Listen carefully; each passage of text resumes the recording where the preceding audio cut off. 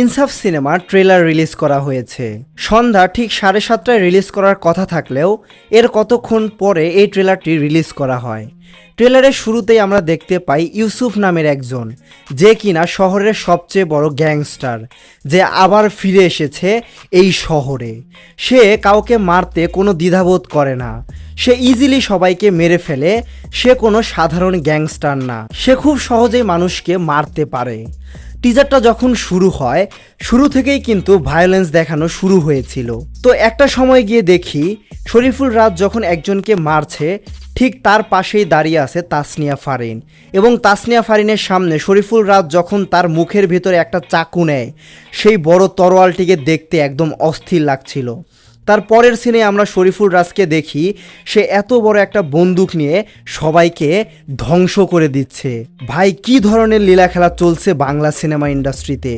এত ভালো ভালো ভায়োলেন্স সিনেমা আগে কেন তৈরি হয়নি এই ইন্ডাস্ট্রিতে? আমরা আগে আসলে এরকম সিনেমার কথা কল্পনাও করতে পারতাম না, সেই সব সিনেমায় কিন্তু আমরা এখন দেখতে পাচ্ছি। তাছাড়া ঠিক পরবর্তী মুহূর্তে আমরা দেখতে পাই তাসনিয়া ফারিন হয়তো পুলিশের চরিত্রে থাকবে এবং সে একটা কেস রিওপেন করতে চায়। তো সে কি কেস রিওপেন করতে চায়, এই জিনিসগুলোই হয়তো আমরা সিনেমাতে দেখতে পারবো। তাছাড়া মিশা সওদাগরকেও দেখানো হয়েছে, আর এর পাশাপাশি কতগুলো তাসনিয়া ফারিনের অ্যাকশন সিন রয়েছে, সেগুলোও কিন্তু দেখতে দুর্দান্ত লাগছে। তাসনিয়া ফারিনের অ্যাকশন সিকোয়েন্সগুলো সেই আগের কালের বাংলা সিনেমায় যেগুলো হতো যে মেয়েরা ভালো মতো অ্যাকশন পারে না, সেরকম কিন্তু না, একদম তাকে প্রফেশনাল লাগছে।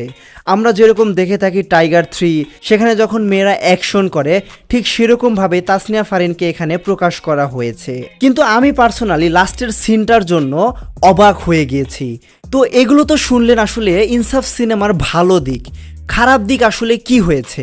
এই টিজারে যতগুলো সিন দেখলাম, প্রায় প্রত্যেকটা সিনে কেমন যেন একটা কপি ভাইব দিচ্ছিল।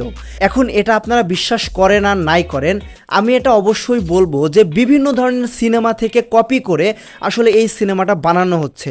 যেমন মাঝখানে যখন শরীফুল রাজকে দেখানো হয় বিভিন্ন গ্যাংয়ের মাঝে সে বসে আছে, ওই সিনটা কিন্তু রোলেক্সের সিন থেকে কপি করা। রোলেক্সের একটা সিন ছিল যেখানে সে সবার সামনে দাঁড়িয়ে থাকে, তার মুখে, তার হাতে পায়ে রক্ত লাগানো থাকে। ঠিক এই টিজারেও শরীফুল রাজকে সেরকমভাবেই দেখানো হয়েছে যে একজন গ্যাংস্টার সবার সামনে দাঁড়িয়ে আছে, বসে আছে, যে কিনা সব করতে পারে। হয়তো এখানে এমন হতে পারে যে তাসনিয়া ফারিন শরীফুল রাজকে ধরতে যাবে, অর্থাৎ ইউসুফ যে গ্যাংস্টার এই সিনেমাতে থাকবে তাকে ধরতে যাবে, কিন্তু তার পাস্টের এমন কোনো ঘটনা রয়েছে বা এমন কোনো ঘটনা সে জানতে পারবে যার মাধ্যমে সে তাকে ভালোবেসে ফেলবে এবং এরপরে তাদের প্রেমের কাহিনী আগাতে থাকবে, এবং সবশেষে হয়তো তাসনিয়া ফারিন এবং শরীফুল রাজ মিলে গিয়ে একটা সুন্দর পরিণতিও হতে পারে এই সম্পর্কের। তো ওভারঅল এই টিজারটা দেখে এই জিনিসপত্রই বোঝা গেছে। তো এরপরে আসলে তারা বিভিন্ন ধরনের গান হয়তো রিলিজ করবে বা এর বড় সড়ো একটা ট্রেলারও রিলিজ করতে পারে, ঈদের যেহেতু এখনও 10-12 দিন বাকি রয়েছে।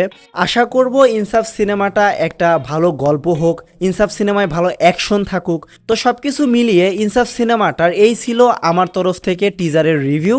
আপনাদের কেমন লেগেছে কমেন্টে জানাতে পারেন। সিনেমাস্কোপের সম্পূর্ণ ভিডিওটি দেখার জন্য ধন্যবাদ।